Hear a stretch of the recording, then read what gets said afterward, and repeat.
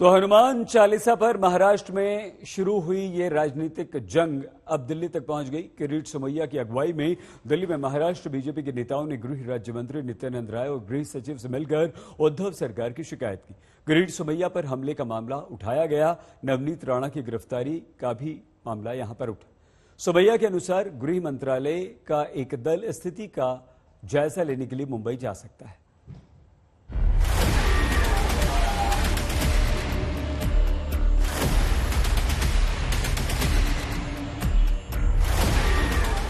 दिल्ली पहुंची महाराष्ट्र की लड़ाई। दिल्ली दरबार में महाराष्ट्र बीजेपी के नेता। हनुमान चालीसा पर महाराष्ट्र में छिड़ी लड़ाई आज दिल्ली पहुंच गई। अपने ऊपर हुए हमले को लेकर बीजेपी नेता किरीट सोमैया पार्टी के 5 विधायकों के साथ दिल्ली पहुंच गए और गृह मंत्रालय में उद्धव सरकार की पुरजोर शिकायत लगाई।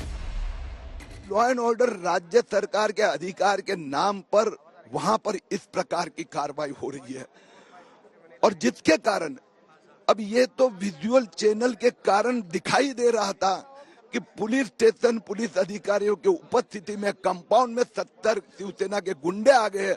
उन्होंने किरीट सोमैया की कार तोड़ी, उसको लगा जान लेने का प्रयास हुआ।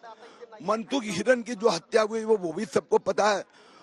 तो जो ठाकरे सरकार के घोटाले बाहर आ रहे हैं ठाकरे परिवार के, उसके कारण पुलिस का माफिया करके उपयोग उद्धव ठाकरे कर रहे हैं, उससे चिंतित है।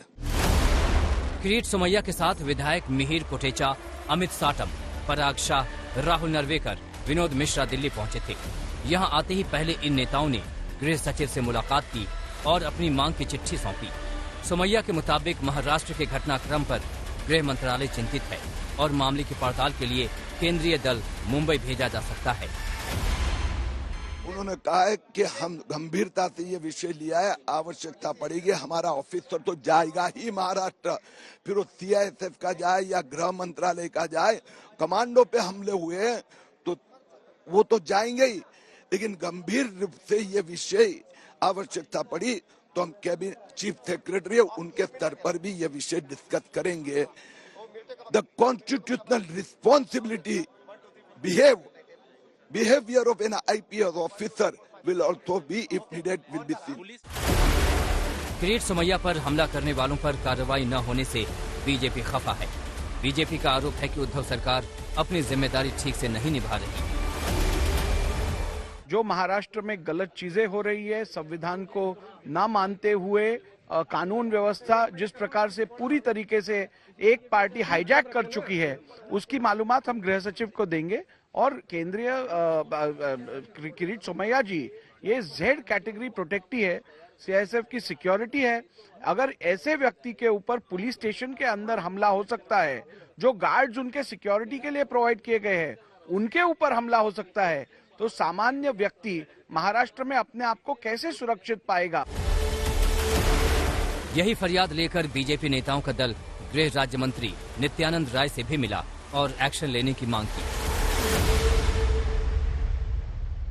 कि इस संदर्भ में वो जल्द से जल्द रिपोर्ट मंगाएंगे, गृह सचिव को कहेंगे कि सीआईएसएफ हो, उनके डायरेक्टर हो, उनके एनएसजी कमांडो डिवीजन हो, या फिर आवश्यकता पड़ी तो गृह मंत्रालय के कोई अधिकारी महाराष्ट्र सरकार या महाराष्ट्र में जाकर स्थिति का अध्ययन कर वो जल्द से जल्द रिपोर्ट सुपुर्द करेंगे।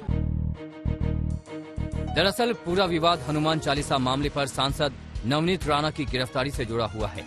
शनिवार रात जब हनुमान चालीसा के पाठ पर घमासान के बीच नवनीत राणा और उनके पति को पुलिस ने गिरफ्तार किया तो बीजेपी नेता किरीट सोमैया उनकी मदद के लिए थाने पहुंच गए थे।